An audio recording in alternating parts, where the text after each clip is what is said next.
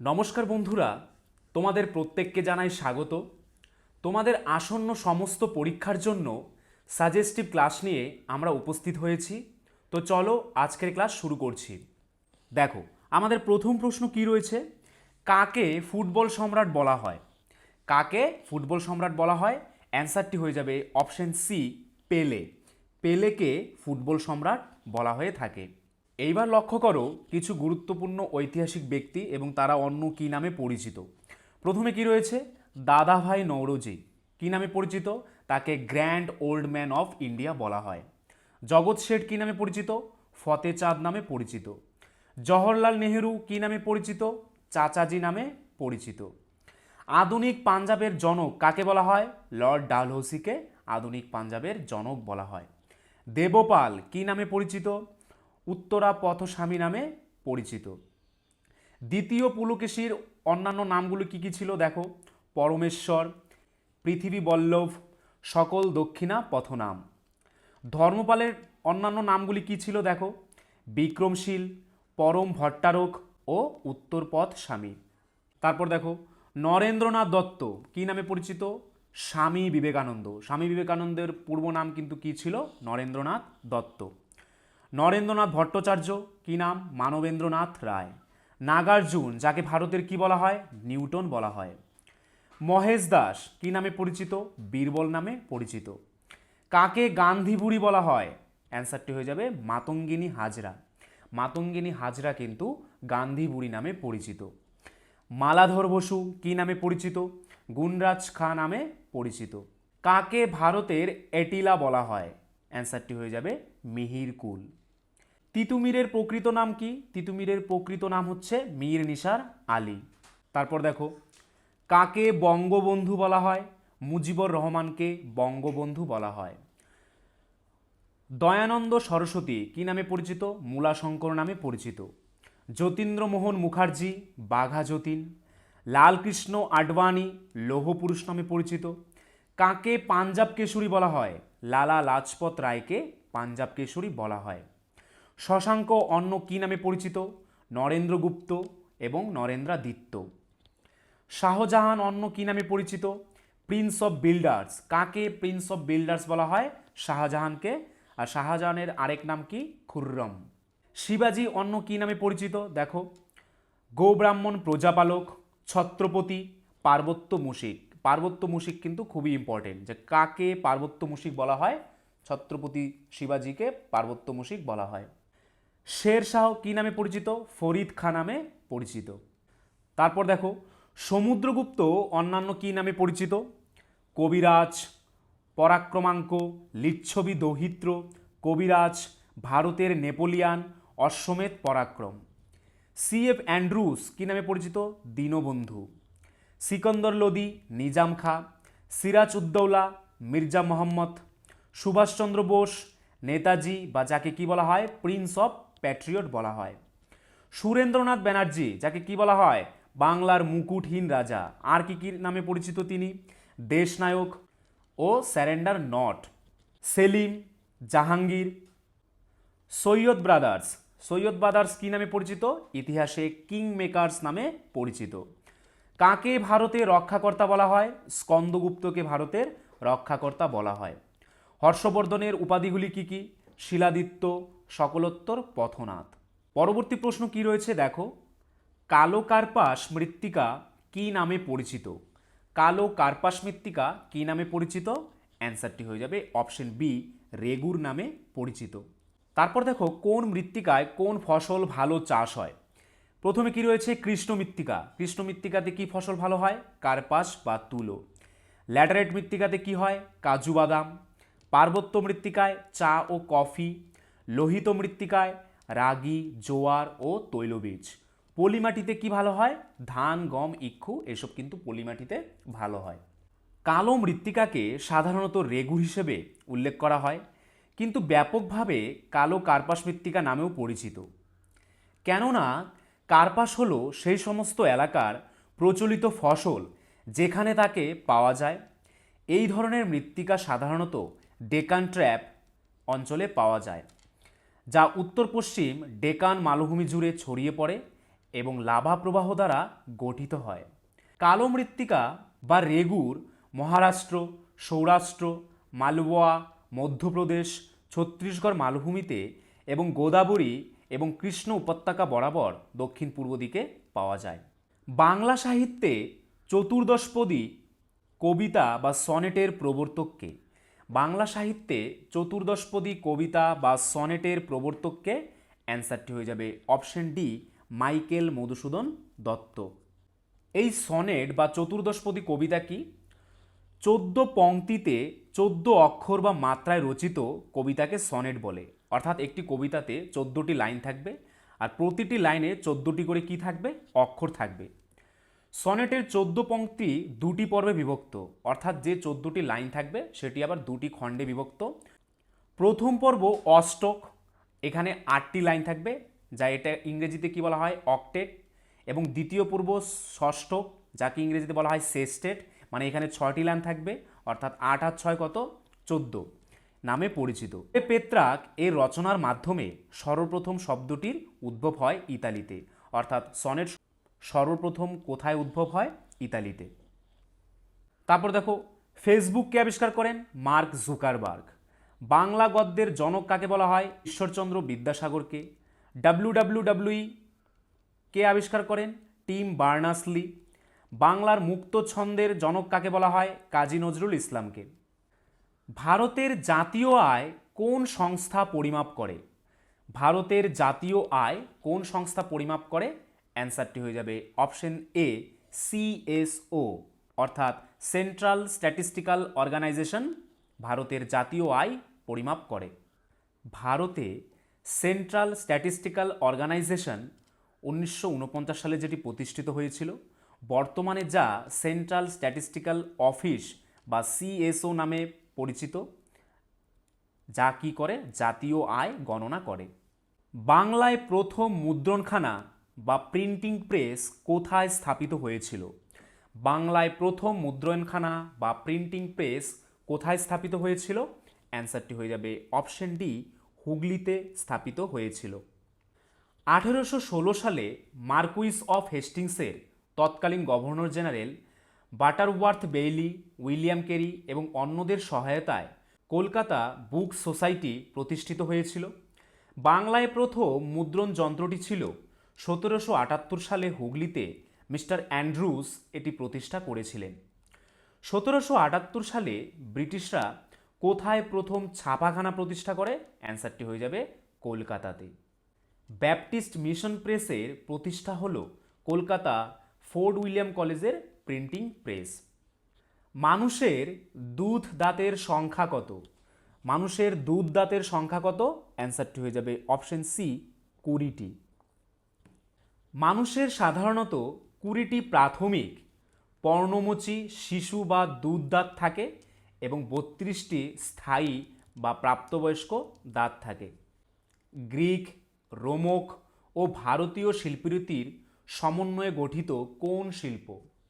Greek, রোমক ও ভারতীয় শিল্পরীতির সমন্বয়ে গঠিত কোন শিল্প? অ্যান্সারটি হয়ে যাবে অপশন এ, গান্ধার শিল্প। কোন দেশ প্রথম মহাকাশে স্পুতনিক নামের একটি কৃত্রিম উপগ্রহ প্রেরণ করেছিল?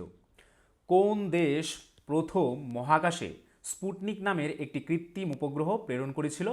অ্যান্সারটি হয়ে যাবে অপশন বি, সোভিয়েত ইউনিয়ন, বা এখানে যদি রাশিয়া থাকে তোমরা সেটাও করতে পারো। 1957 সালের 4 অক্টোবর সোভিয়েত ইউনিয়ন বা ইউএসএসআর প্রথম কৃত্রিম উপগ্রহ স্পুতনিক 1 মহাকাশে পাঠায়।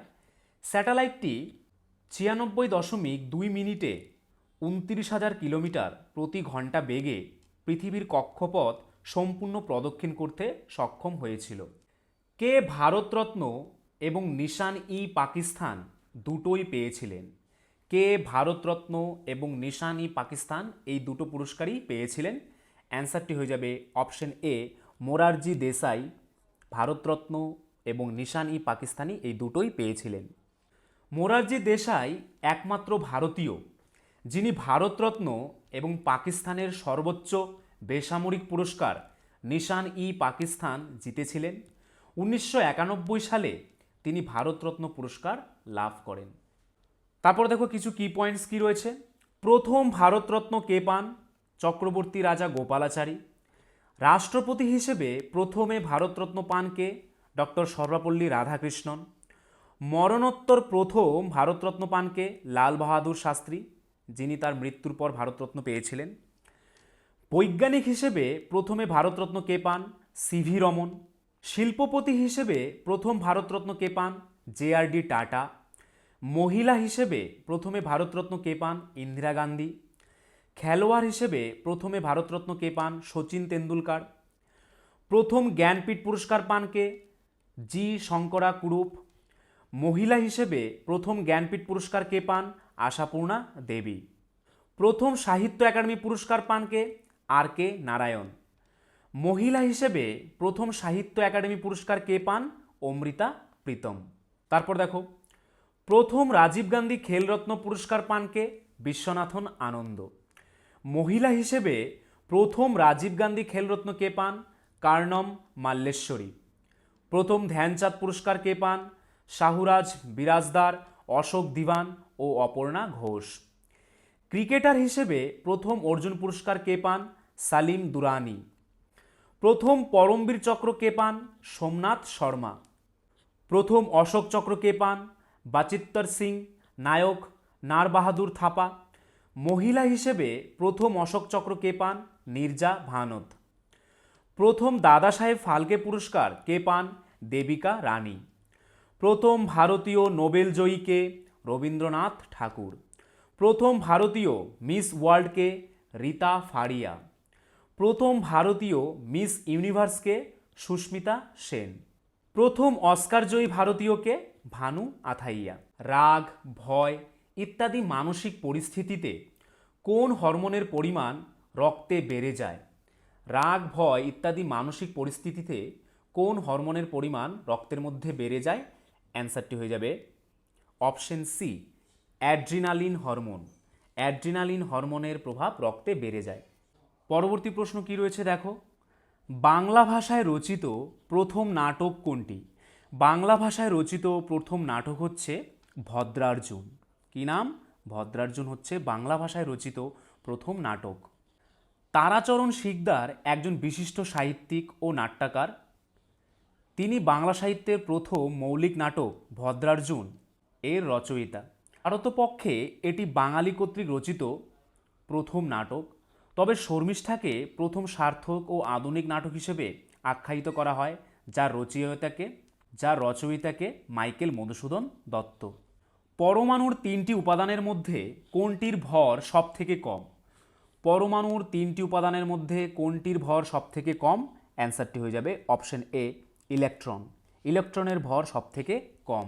ইলেকট্রন হলো সাবপারটমিক কণা যাদের ভর সবচেয়ে কম। নিউট্রন এবং প্রোটন একসাথে পাওয়া যায় পরমাণুর নিউক্লিয়াসে। নিউক্লিয়াসের চারপাশে ইলেকট্রন প্রদক্ষিণ করে। তারা সর্বদা চলমান এবং প্রোটন এবং নিউট্রনের তুলনায় অনেক কম ভর আছে। ভারতীয় সংবিধান তৈরি করতে কত সময় লেগেছিল? ভারতীয় সংবিধান তৈরি করতে কত সময় লেগেছিল? অ্যান্সারটি হয়ে যাবে অপশন এ, 2 বছর 11 মাস 18 দিন সময় লেগেছিল। ভারতের সংবিধান তৈরি করতে 2 বছর 11 মাস 18 দিন সময় লেগেছিল। প্রক্রিয়াটি 9 ডিসেম্বর 1946 তারিখে শুরু হয়ে 26 নভেম্বর 1949 তারিখে শেষ হয়েছিল। এই সময়কালে 165 দিনে 11টি অধিবেশন অনুষ্ঠিত হয়েছিল। সংবিধানের কিছু বিধান 26 নভেম্বর 1949 তারিখে ও এর বাকি প্রধান অংশ 26 জানুয়ারি 1950 তারিখে কার্যকর হয়েছিল। পরবর্তী প্রশ্ন, কত খ্রিস্টাব্দে Alexander Cunningham archaeological survey of India প্রতিষ্ঠা করেন? কত খ্রিস্টাব্দে Alexander Cunningham archaeological survey of India প্রতিষ্ঠা করেন? অ্যান্সারটি হয়ে যাবে অপশন বি, 1861 সালে। আলেকজান্ডার কানিংহাম ভারতে 1861 সালে আর্কিওলজিক্যাল সার্ভে অফ ইন্ডিয়া বা এএসআই প্রতিষ্ঠা করেন এবং প্রথম মহাপরিচালক হিসেবে দায়িত্ব পালন করেন। ঝুমুর গান মূলত পশ্চিমবঙ্গের কোন জেলায় গাওয়া হয়? ঝুমুর গান পশ্চিমবঙ্গের কোন জেলায় গাওয়া হয়? অ্যান্সারটি হয়ে যাবে অপশন সি, পুরুলিয়াতে গাওয়া হয়। ঝুমুর গান ভারতের পশ্চিমবঙ্গ রাজ্যের পুরুলিয়া, বাঁকুড়া, বীরভূম, পূর্ব মেদিনীপুর ও পশ্চিম মেদিনীপুর জেলায় গাওয়া হয়। বাংলা সাহিত্যে কাকে ছন্দের জাদুকর বলা হয়? বাংলা সাহিত্যে কাকে ছন্দের জাদুকর বলা হয়? অ্যান্সারটি হয়ে যাবে অপশন সি, সত্যেন্দ্রনাথ দত্তকে বাংলা সাহিত্যে ছন্দের জাদুকর বলা হয়। সত্যেন্দ্রনাথ দত্ত একজন বাঙালি কবি এবং ছড়াকার। তার কবিতায় ছন্দের কারুকাজ, শব্দ ও ভাষার যথোপযুক্ত ব্যবহারের কৃতিত্বের জন্য তাকে ছন্দের জাদুকর নামে আখ্যায়িত করা হয়। নিচের কোনটিকে বাদামি কয়লা বা ব্রাউন কোল বলা হয়? নিচের কোনটিকে বাদামি কয়লা বা ব্রাউন কোল বলা হয়? অ্যান্সারটি হয়ে যাবে অপশন এ, লিগনাইট কয়লা। লিগনাইট কয়লাকে বাদামি কয়লা বা ব্রাউন কোল বলা হয়ে থাকে। লিগনাইট ল্যাটিন লিগনাম থেকে উদ্ভূত, যার অর্থ কাঠ। প্রায়শই বাদামি কয়লা হিসেবে উল্লেখ করা হয়। এটি নরম বাদামি ধার্য পাললিক শিলা, যা প্রাকৃতিকভাবে সংকুচিত পিট থেকে গঠিত। এটিতে কার্বনের পরিমাণ প্রায় 25 থেকে 35% এবং তুলনামূলকভাবে কম তাপের কারণে এটিকে কয়লার সর্বনিম্ন র্যাঙ্ক হিসেবে বিবেচনা করা হয়। পরবর্তী প্রশ্ন, ভারতের কোন স্বাধীনতা সংগ্রামী কুইক সিলভার নামে পরিচিত ছিলেন?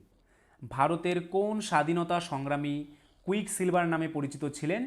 অ্যান্সারটি হয়ে যাবে অপশন সি, চন্দ্রশেখর আজাদ, যিনি কুইক সিলভার নামে পরিচিত ছিলেন। কুইক সিলভার আজাদ সেই ব্যক্তি যিনি ব্রিটিশ রাজকে ঠান্ডা ঘামে ভেঙে দিয়েছিলেন।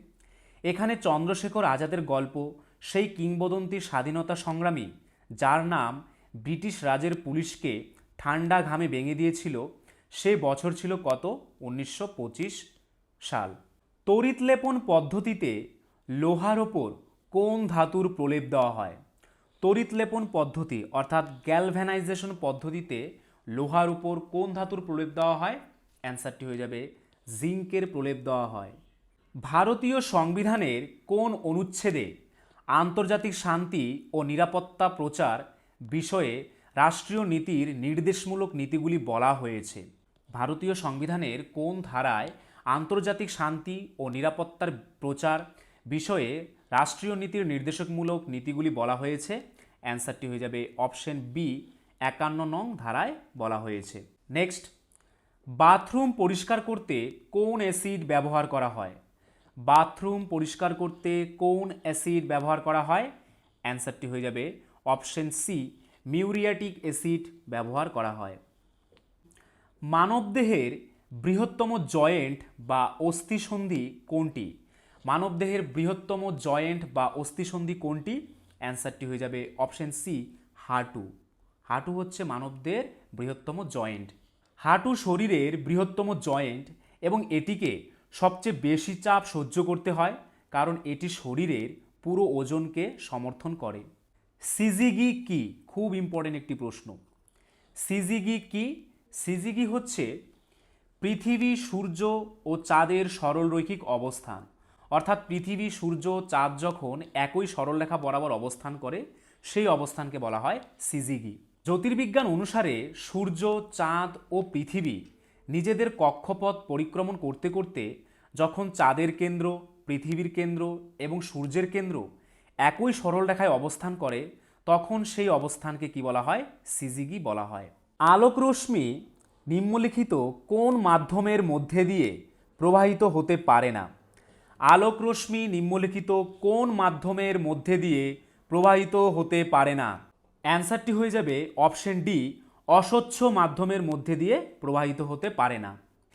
ঈষৎ স্বচ্ছ বস্তু হলো এমন বস্তু যার মধ্যে দিয়ে আলো প্রবেশ করতে সক্ষম হয়, তবে যার মাধ্যমে বস্তুগুলি স্পষ্টভাবে কি হয় না? দৃশ্যমান হয় না। ঈষৎ স্বচ্ছ বস্তুর উদাহরণ মোম কাগজ বা হিমযুক্ত কাচ, যেমন কোনো স্নানাগারে দেখতে পাওয়া যায়।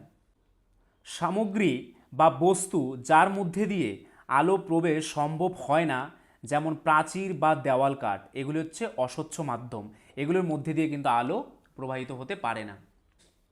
গান্ধীজি ভারতে কোথায় সর্বপ্রথম সত্যাগ্রহ আন্দোলন শুরু করেছিলেন?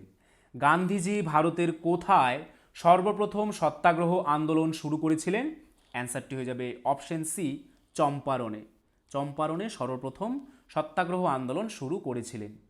ভারতের স্বাধীনতা আন্দোলন মহাত্মা গান্ধীর মাধ্যমে প্রথম সত্যাগ্রহ অনুপ্রেরিত 1917 এবং 1918 সালের মধ্যে বিহারের চম্পারণ এবং গুজরাতের খেদা জেলায় হয়েছিল। চম্পারণের সত্যাগ্রহ ছিল প্রথম, তবে সত্যাগ্রহ শব্দ প্রথম ব্যবহার হয় রাওলাট আইনের বিরুদ্ধে আন্দোলনের সময়। চম্পারণ বিহারের একটি জেলা। ভূমধ্যসাগরের লাইট হাউস কোন আগ্নেয়গিরিকে বলা হয়? কোন আগ্নেয়গিরিকে ভূমধ্যসাগরের লাইট হাউস বা বাতিঘর বলা হয়? অ্যান্সারটি হয়ে যাবে option D, Stromboli. Stromboli আগ্নেয়গিরিকে ভূমধ্যসাগরের light house বলা হয়। স্ট্রম্বলি বা স্ট্রমলি হল একটি স্ট্র্যাটোভলক্যানো, যা শক্ত আগ্নেয়গিরির ছাই, শিলা এবং লাভা প্রবাহের স্তর দিয়ে গঠিত। ভূমধ্যসাগরের বাতিঘর ডাকনাম স্ট্রমলির দীর্ঘকাল ধরে পর্যটকদের আকৃষ্ট করেছে তার রাতের কিসের জন্য? বিস্ফোরণের মাধ্যমে। পরবর্তী প্রশ্ন, মার্বেল ক্যান্সারের কারণ কি? মার্বেল ক্যান্সারের কারণ কি? অ্যান্সারটি হয়ে যাবে অপশন বি, অ্যাসিড বৃষ্টি। অ্যাসিড বৃষ্টির জন্যই কিন্তু কি হয়? মার্বেল ক্যান্সার হয়। মার্বেল ক্যান্সার হলো নাইট্রিক অ্যাসিড বা সালফিউরিক অ্যাসিডের ক্রিয়া দ্বারা মার্বেল দ্বারা তৈরি মূর্তি এবং ভবনগুলির ক্ষয়। অ্যাসিড বৃষ্টির কারণে এটি ঘটে। এই বৃষ্টিটি মার্বেল স্মৃতিস্তম্ভকে ক্যালসিয়ামে দ্রবীভূত করে এবং লবণ তৈরি করে। তাজমহলের হলুদ হওয়া মার্বেল ক্যান্সারের অন্যতম উদাহরণ। বিদেশের মাটিতে প্রথম শহীদ হয়েছিলেন যে ভারতীয় বিপ্লবী, তার নাম কি? বিদেশের মাটিতে প্রথম কোন ভারতীয় বিপ্লবী শহীদ হয়েছিলেন? অ্যান্সারটি হয়ে যাবে অপশন সি, মদনলাল ধিংরা। মদনলাল ধিংরা বিদেশের মাটিতে প্রথম ভারতীয় বিপ্লবী যিনি শহীদ হয়েছিলেন। পরবর্তী প্রশ্ন, হৃদচক্রের স্থিতিকাল কত? হৃদচক্রের স্থিতিকাল 0.8 সেকেন্ড। কী হবে অ্যান্সারটি? 0.8 সেকেন্ড। প্রতি হৃদস্পন্দন সম্পন্ন করতে সিস্টল ও ডায়াস্টলের যে চক্রাকার ঘটনাবলী অনুসৃত হয় তাকে কার্ডিয়াক চক্র বা হৃদচক্র বলে। যদি প্রতি মিনিটে গড়ে 75 বার হার্টবিট হয় তবে কার্ডিয়াক চক্রের সময়কাল 60/75 অর্থাৎ 0.8 সেকেন্ড। স্বাভাবিকভাবেই অ্যাট্রিয়াম চক্র এবং ভেন্ট্রিকুলার চক্র উভয়েরই স্থিতিকাল 0.8 সেকেন্ড। 26শে জুন 1945 সালে সম্মিলিত জাতিপুঞ্জের সনদ স্বাক্ষরিত হয়। এটি কোথায় স্বাক্ষরিত হয়েছিল? সম্মিলিত জাতিপুঞ্জের সনদ কোথায় স্বাক্ষরিত হয়েছিল? অ্যান্সারটি হয়ে যাবে অপশন ডি, সান ফ্রান্সিসকোতে স্বাক্ষরিত হয়েছিল। তারপর দেখো বিভিন্ন আন্তর্জাতিক সংস্থা এবং তাদের সদর দপ্তর বা হেডকোয়ার্টার কোথায় অবস্থিত। প্রথমে কি রয়েছে? জাতিসংঘ সংস্থা, এর সদর দপ্তর কোথায় অবস্থিত? মার্কিন যুক্তরাষ্ট্রের নিউ ইয়র্কে। জাতিসংঘ শিশু জরুরি তহবিল বা ইউনিসেফ, এর সদর দপ্তর কোথায় অবস্থিত? এটাও কিন্তু মার্কিন যুক্তরাষ্ট্রের নিউ ইয়র্কে অবস্থিত। জাতিসংঘ জনসংখ্যা তহবিল বা ইউএনএফপিএ, এর সদর দপ্তরও মার্কিন যুক্তরাষ্ট্রের নিউ ইয়র্কে অবস্থিত। ইউএন উইমেন, এর সদর দপ্তর কোথায় অবস্থিত? এটাও মার্কিন যুক্তরাষ্ট্রের কোথায়? নিউ ইয়র্কে অবস্থিত। জাতিসংঘ নিরাপত্তা পরিষদ বা ইউএনএসসি, এর সদর দপ্তর কোথায় অবস্থিত? এটাও মার্কিন যুক্তরাষ্ট্রের নিউ ইয়র্কে অবস্থিত। আন্তর্জাতিক মুদ্রা তহবিল বা আইএমএফ, এর সদর দপ্তর কোথায় অবস্থিত? মার্কিন যুক্তরাষ্ট্রের ওয়াশিংটন ডিসিতে অবস্থিত। বিশ্ব ব্যাংক গ্রুপ বা WBG, এর সদর দপ্তর কোথায় অবস্থিত? মার্কিন যুক্তরাষ্ট্রের ওয়াশিংটন ডিসিতে। বিশ্ব স্বাস্থ্য সংস্থা বা হু, এর সদর দপ্তর কোথায় অবস্থিত? সুইজারল্যান্ডের জেনেভাতে। আন্তর্জাতিক শ্রম সংস্থা, এর সদর দপ্তর কোথায়? সুইজারল্যান্ডের জেনেভাতে। রেড ক্রসের আন্তর্জাতিক কমিটি, এর সদর দপ্তর কোথায়? সুইজারল্যান্ডের জেনেভাতে। বিশ্ব বাণিজ্য সংস্থা কোথায়? সুইজারল্যান্ডের জেনেভাতে। বিশ্ব আবহাওয়া সংস্থা বা WMO, এর সদর দপ্তরও কিন্তু সুইজারল্যান্ডের জেনেভাতে অবস্থিত। দক্ষিণ এশীয় আঞ্চলিক সহযোগিতা সংস্থা নেপালের কাঠমান্ডুতে অবস্থিত। Association of south east Asian games বা আসিয়ান এর সদর দপ্তর কোথায় অবস্থিত? ইন্দোনেশিয়ার জাকার্তায় অবস্থিত। উত্তর আটলান্টিক চুক্তি সংস্থা বা নেটো এর সদর দপ্তর কোথায় অবস্থিত? বেলজিয়ামের ব্রাসেলসে নেটোর সদর দপ্তর অবস্থিত। তো বন্ধুরা, এই ছিল আজকের ভিডিও। তোমরা যদি আমাদের চ্যানেলে নতুন হয়ে থাকো এবং আমাদের চ্যানেলের ভিডিওগুলো যদি ভালো লেগে থাকে এবং ভবিষ্যতে এরকম আরও অনেক ভিডিও পেতে চাও, তাহলে আমাদের চ্যানেলটিকে অবশ্যই সাবস্ক্রাইব করে নোটিফিকেশন অল করে রাখবে। তার পাশাপাশি তোমরা যদি আমাদের পুলিশের ব্যাচে অ্যাডমিশন নিতে চাও, আমাদের স্ক্রিনে দেওয়া নাম্বারে একবার এক্ষুনি হোয়াটসঅ্যাপ করে নাও। আর আজকের ভিডিওর যদি পিডিএফ পেতে চাও, তাহলে আমাদের টেলিগ্রাম চ্যানেলে জয়েন করে নাও, বেঙ্গলি নলেজ একাডেমি এই চ্যানেলে, যেটি এই ভিডিও ডেসক্রিপশনে দেওয়া রয়েছে।